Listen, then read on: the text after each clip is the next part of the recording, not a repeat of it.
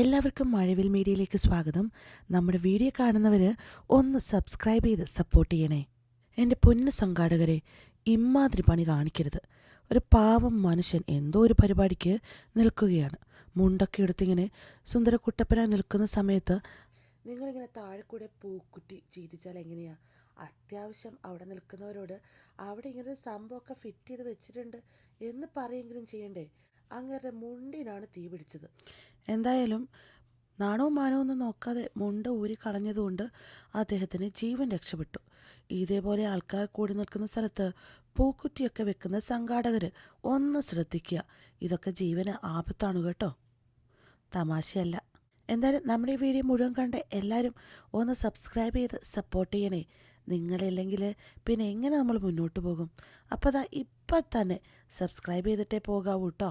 പിന്നെ ബെല്ലൈക്കണും കൂടി ഒന്ന് പ്രസ് ചെയ്താൽ അടിപൊളിയായിരിക്കും.